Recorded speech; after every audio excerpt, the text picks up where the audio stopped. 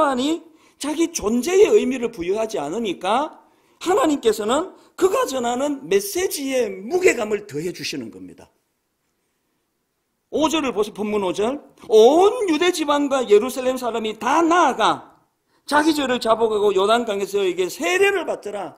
막 이렇게 막 우리처럼 막 그냥 지하철도 잘 돼 있고 교통도 잘 돼 있고 그런 데서 활약한 분이 아니잖아요. 세례 요한은 광야에서 활약한 분이에요. 근데 막 원근 각처에서 사람들이 몰려오는 겁니다. 그것만이 다가 아니고요.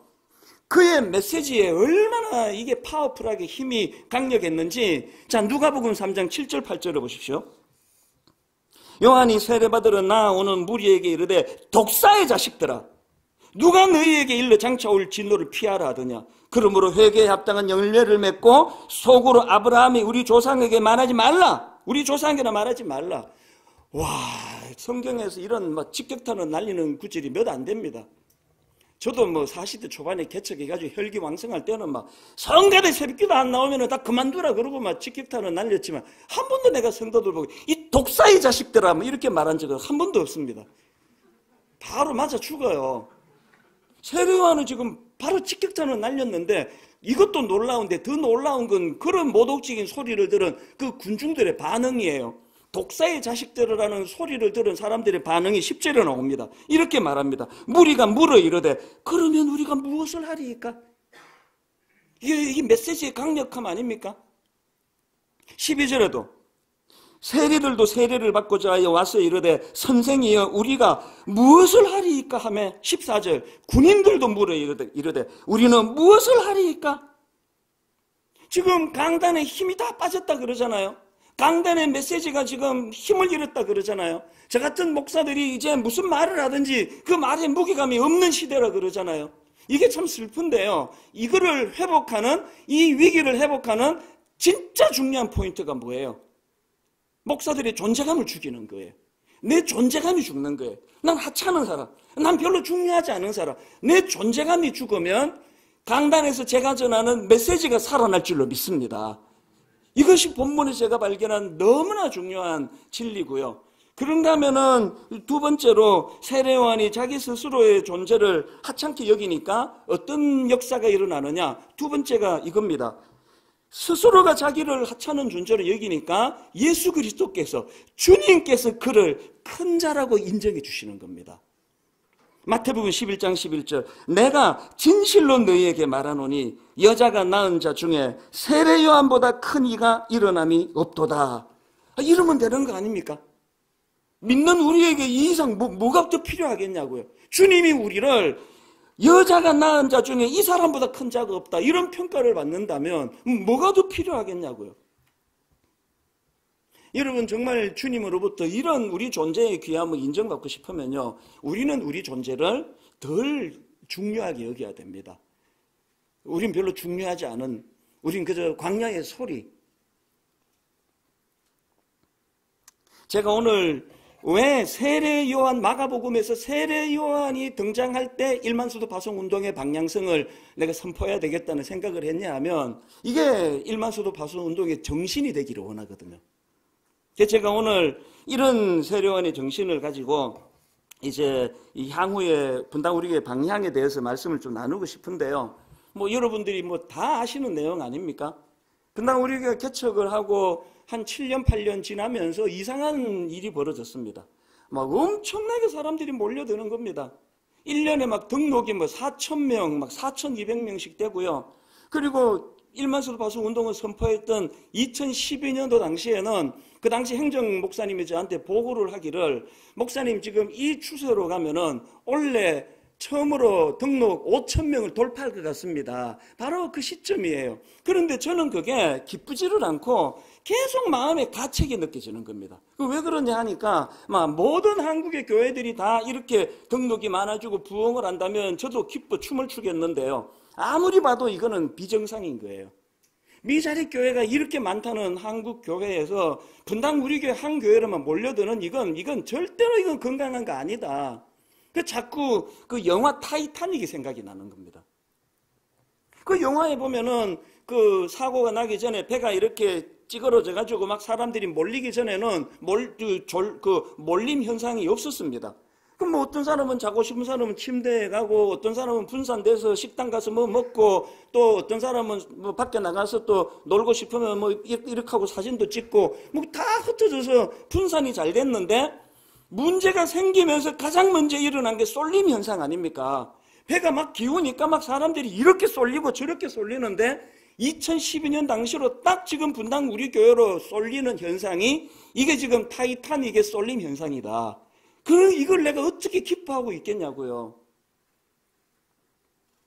이걸 제가 기뻐한다면 저는 정신 나간 사람이에요. 왜? 그 영화 다 보셨잖아요. 쏠림 현상이 일어나고 나면은 배가 다 같이 깔아앉는 거예요. 그럼 모이는 그것만 피하고 깔아앉는 거 아니잖아요.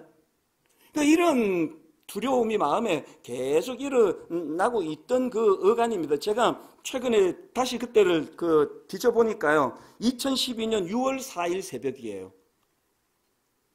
그날 악몽을 꾸고 막 가위가 눌리고 막 식은땀을 흘리고 잔 것도 아니고 안 잔 것도 아니고 그런 뒤척이는 시간을 가지다가 딱 눈이 떠졌는데 저 디지털 글자시계로 딱 300 새벽 3시에 눈이 떠진 겁니다.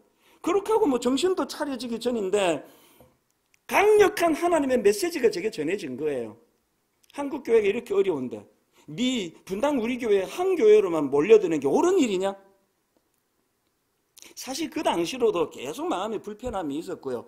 그때 이제 이 드림센터로 우리가 이사를 온 지가 6개월 정도 되던 시점인데요. 그때만 해도 다들 막 지하 상가교회에 어려운 분들이 많은데 이렇게 큰 건물을 우리 필요 때문에 이거를 매입한 것 자체가 내가 마음에 굉장히 이것이 죄책감이 돼가지고요. 그때 어느 목사님하고 약속을 잡으면 여기서 못 만났습니다. 전부 율동공원 같은데 식당에서 만나고 그랬지 감히 여기로 오라는 소리가 안 나오더라고요. 그런 마음에 이제 부담이 많았던 차에 하나님의 그 메시지를 들어가지고 제가 크게 두 가지를 얼떨결에 약속을 해버렸지 않습니까? 하나님의 뜻이 그러시다면 오늘부터 10년 동안 잘 준비해서 순차적으로 10,000명에서 15,000명을 작은 교회로 파송을 하겠습니다. 이게 뭔지도 모르고 그냥 막 얘기한 거예요, 그냥. 그때 이제 딱 출석이 20,000명을 넘어서던 시점이기 때문에 제 생각에 절반 내지 4분의 3을 파송하겠다. 그런 뜻으로 제가 툭 던진 겁니다. 그리고 이 드림센터를 이제 우리가 딱 10년만 쓰고 이제 이 드림센터를 한국 교회와 한국 사회를 위해 환원하겠습니다. 이 두 가지 문구가 지금도 기억이 나요. 얼떨결에 그렇게 약속을 하고는요. 내가 지금 무슨 약속을 한 거야? 아무리 생각을 해도 10,000명에서 15,000명을 작은 교회로 파송할 수 있을 것 같지가 않은 거예요. 이게 뭐 우리 성도님들이 뭐 창고에 물건도 아니고 내 마음대로 뭐 여기는 저리로 가시고 여기는 저리로 가신다고 그게 되겠냐고요. 그리고 또 아니 지금 어느 성도가 지금 입주한 지 지금 6개월밖에 안 되는 드림센터를 담임 목사가 지 마음대로 10년만 쓰고 사회에 이걸 기증하겠다고 하는 걸 이거 누가 받아들이겠냐고요. 그래서 제가 그해 12월 첫째 주일날 공동의회를 가졌는데 마음이 복잡했습니다. 공동의회로 이제 이 드림센터를 담임 목사가 하나님 앞에 이거를 작은 사회와 또 한국교회 환원하겠다 그랬는데 이걸 찬성 반대로 이제 물어야 되는 거 아닙니까? 누가 이거를 절반 이상이 찬성하겠냐고요. 그래서 제가 내 생애에 굉장히 긴 한 주 중에 그 주가 한 주예요. 담임 목사가 하나님 앞에 꿈을 꿨는데 성도들이 이걸 거부하면 그 사임하고 나가야 되는 거 아닌가? 막 이런 복잡한 생각을 했는데 기적이 일어난 거 아닙니까? 무기명 투표 1부부터 5부까지 무기명 투표를 했는데 97%, 약 97%가 찬성을 해준 거예요. 아, 이게 하나님의 뜻이구나, 이게.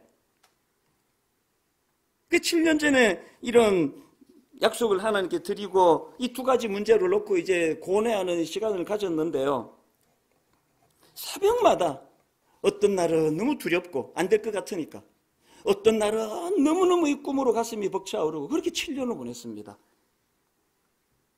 이제 당회에서 너무나 아름다운 만장일치로 너무나 아름다운 결정을 해주셨는데요. 몇 가지를 제가 이제 설명을 드리도록 하겠습니다. 이제 향후 1만수도 파송운동 어떻게 진행이 되는가? 이제 분당 우리 교회는 30개 교회로 분립을 당에서 결정을 했습니다. 지금이 이제 20개 교구인데 이제 올 연말에 이제 30개 교구로 이제 과도기적으로 30개 교구로 이제 늘리고요. 그리고 1년간의 과도기를 거친 다음에 내년 연말에 이제 30개 교회가 다 이제 분립을 하게 됩니다. 프랜차이즈 같은 거 하지 않습니다. 우리 자를 쓰지 못하게 할 거예요. 그리고 어떤 관여도 하지 않습니다. 완전한 독립입니다. 그러면 30명의 담임 목사님을 누구를 세울 것이냐? 이것도 당회에서 잘 결정을 했습니다. 15교회는 우리 교회 부목사님들 중에서 세우고 나머지 15교회는 외부의 젊은 목사님 추천을 받아서 세울 거예요. 영성과 인격을 갖춘 좋은 목사님을 세울 예정이에요. 왜? 이게 우리들만의 잔치가 되면 안 되는 거 아닙니까?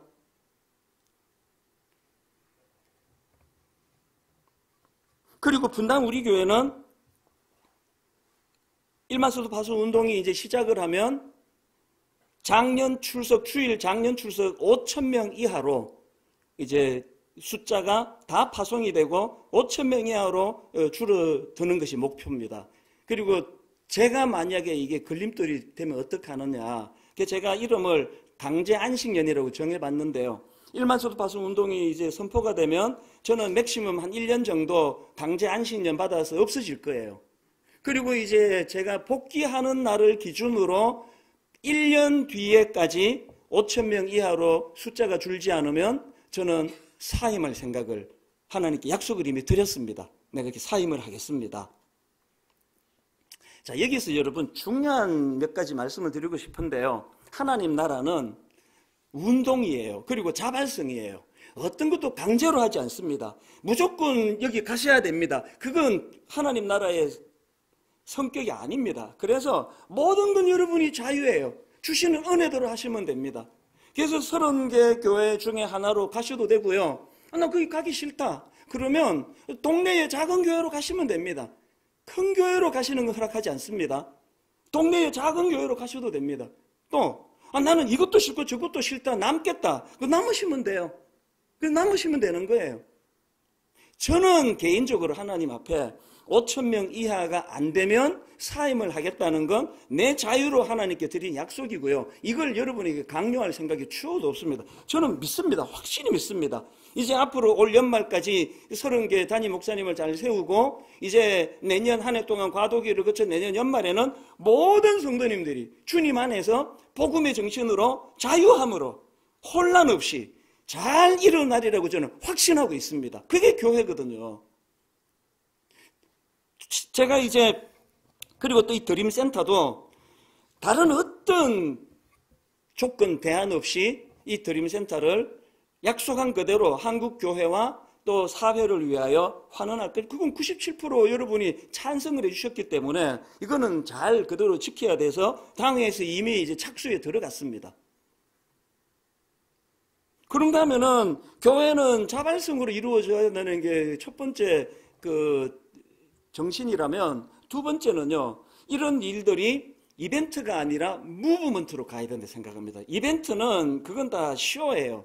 이벤트는 소음이에요.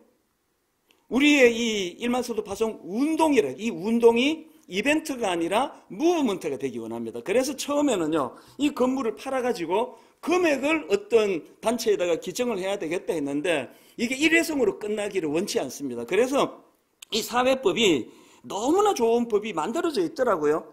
이제 이 건물을 기증할 때 기증자가 정관을 만들어 줄 수 있다는 거예요. 이런 용도로 이렇게 기증한다. 그러면 기증받은 단체나 개인이 그 용도로만 쓸 수밖에 없대요. 이 법적으로 이렇게 장치가 돼 있답니다. 4가지 정관, 정신을 담을 생각이거든요. 큰 우산으로는 다음 세대를 살리는데 이 건물이 쓰기를 원합니다. 다음 세대가 살아나지 않고 한국교회가 희망이 없잖아요. 그래서 제가 어느 날 묵상하는데 다음 세대가 4가지로 분류가 된다는 걸 하나님이 가르쳐 주셨습니다. 첫 번째는 목회자 다음 세대, 목회자 청년. 목회자 청년은 젊은 신학생, 젊은 부교역자, 그리고 젊은 담임 목사. 이분들을 이 건물에서 그분들을 위하여 목회자 학교를 만들고 그분들을 섬기는 이런 일에 쓰여지기를 정관에다 넣을 계획이에요. 그런다면은 두 번째 다음 세대는 예수 믿는 청년, 예수 믿는 다음 세대 아닙니까? 지금 이미 성윤리연구소가 지금 출범을 했는데요. 이게 더 확장이 될 겁니다. 그래서 이제 이 시대에 우리 청소년들과 젊은이들에게 정확한 기독교 세계관, 기독교 가치관, 가정의 소중함, 이런 것들을 이제 계속 이곳에서 일어나기를 바라고 있고요. 그런가 하면은 또 비신자 다음 세대. 왜냐하면 우리가 약속할 때 한국 교회만이 아니라 한국 사회를 위해서 쓰겠다 그랬으니까 크리스찬, 난크리스찬 구분하지 않고 우리 다음 세대, 이제 취업도 안 되고 너무너무 절망하는 다음 세대를 어쨌든 이 건물에서 그들을 도와주는 일을 하면 좋겠다. 예를 들면은 한 1층 막 전체를 다 이렇게 썼으면 좋겠는데요. 그거는 이제 다시 뭐 상의를 해야 되겠지만 거기서 취업을 알선하고 기술을 가르치고 창업을 도와주고 이런 일들을 이 공간에서 할 수만 있다면 얼마나 그 믿지 않는 젊은이들에게 복음이 이 빛이 되고 희망이 되겠냐는 겁니다. 마지막 네 번째 다음 세대는 장애인 다음 세대예요. 이미 우리가 지금 2개 층을 하고 있는 거 아닙니까? 그대로 진행하면 되는 거예요.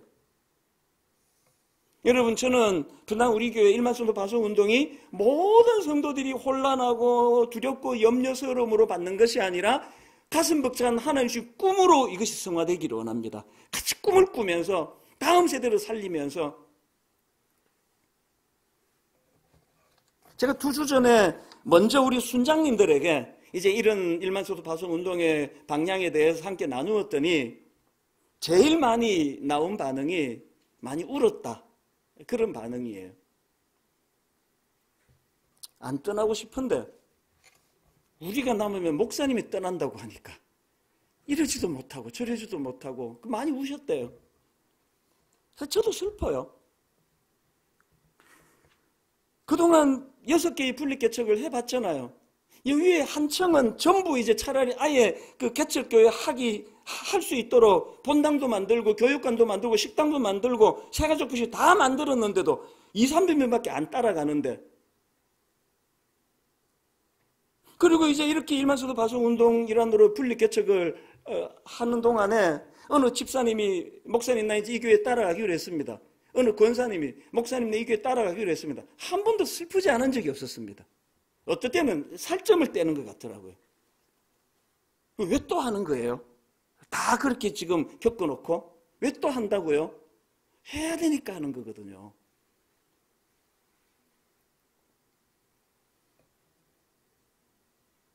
기존 신자 등록을 받지 않기로 결정하고 저는 목에 연자맷돌을 수없이 달아야 된다는 생각을 합니다. 우리 교회 등록하려고 이사까지 오고 어떤 분은 집까지 샀습니다. 그래서 이제 교회에 등록하러 왔더니 기존 신자 안 받아준다는 겁니다. 펑펑 우는데 그 가슴 아픈 수년의 시간을 보냈는데 왜 또 해야 되느냐고요? 하나님이 그걸 원하시기 때문입니다. 저는 이제 오늘부터 우리 모두가 해야 되는 일이 하나 있는데요. 혼란을 없애기 위해서 해야 되는 게 뭐냐? 말씀을 사모하는 일입니다. 세례요한의 세례요한됨은 그게 인격에 있지 않고 말씀에 있습니다. 누가복음 3장 2절. 안나스와 가야바가 대제사장으로 있을 때에 하나님의 말씀이 빈들에서 사가랴의 아들 요한에게 임한지라. 오늘서부터 모든 성도들, 모든 청년들에게 말씀이 임하게 될 때에 일만소도 파송운동은 축제처럼 진행될 줄로 믿습니다. 인간의 얄팍한 생각이 아니라 하나님의 말씀이 이 교회를 견인해 나간다 할 때에 이제 이 결론을 냈습니다. 여러분, 일만성도 파송운동의 정신은 세례요한의 그 정신 그대로 우리 자신을 귀하게 여기지 않는, 여러분 분당 우리 교회를 너무 귀하게 여기지 마세요. 분당 우리 교회라는 건 귀한 복음을 담는 껍데기에 불과합니다. 이 교회를 귀하게 여기시면 안 됩니다. 우리 사역 장로님 한 분이 이제 이 내용을 다 들으시고 저에게 메일을 보내왔는데요. 이런 내용입니다. 갈증을 해소할 길이 없어 목마른 사슴이 샘을 찾아 헤매이듯이 방황하는 저를 분당 우리 교회로 인도해 주셔서 참 행복한 시간이었습니다. 어제 주일 예배 후 저의 이야기를 듣고 아내는 눈물을 흘리더군요. 저 또한 찡했습니다. 오늘 아침 가정 예배 때에는 가슴이 아리다고 하며 또 눈물을 보입니다. 그러나 우리에게는 아직 1년 이상의 시간이 있다고 서로 위로하며 떠나는 날까지 최선을 다하기로 다짐하였습니다. 목사님이 원망스럽기도 하였습니다. 왜 우리를 이렇게 힘들게 하는 길을 가시는지. 그러나 남이 가보지 않은 그 길을 가셔야만 하는 목사님의 번민과 갈등은 얼마나 크실까 생각해 봅니다. 앞으로 얼마나 가슴이 아릴지 모르겠지만 기도로 동참하겠습니다. 이 편지를 읽으면서 저도 눈물이 나더라고요. 죄송하더라고요. 그런데 여러분, 그 신현욱 교수님 책에 나오는 한 대목이 오브랩이 되는데요. 내용이 이렇습니다. 주님을 따른다는 것은 날마다 비우는 과정이어야 합니다. 주님을 따른다는 것은 날마다 비우는 과정이어야 합니다. 날마다 채우기만 한다면 그것은 동양 철학의 수준에도 못 미치게 됩니다. 기독교는 날마다 비우는 거래요. 분당 우리 교회가 날마다 비워질 때 여기에 하나님의 채움이 일어날 줄로 믿습니다. 세례 사도 바울의 고백 한 구절만 읽어드리고 말씀을 정리하기를 원합니다. 로마서 14장 8절. 우리가 살아도 주를 위하여 살고 죽어도 주를 위하여 죽나니 그러므로 사나 죽으나 우리가 주의 것이로다. 그러므로 사나 죽으나 우리가 주의 것이로다. 하나님의 필요를 따라 분당 우리 교회가 기쁨으로 모일 때가 있으면 기쁨으로 흩어질 때가 있고, 담임 목사인 저 같은 존재는 광야의 소리에 불과하기 때문에 제가 내년에 사임을 하든지 5년 뒤에 사임을 하든지 10년 뒤에 사임을 하든지 하나도 중요하지 않은, 이건 아무 일도 아닌 그저 주의 복음이 드러나는 그 일만이 소중하다는 이 정신이 회복이 될 때에 우리의 이 작은 몸부림으로 수많은 낙심해 있는 우리 젊은 목사님들, 개척교회 목사님들, 작은 교회 목사님들, 그들에게 작은 용기를 주는, 희망을 주는 그런 하나님의 메시지로 우리의 몸부림이 쓰여지게 될 줄로 믿습니다. 오늘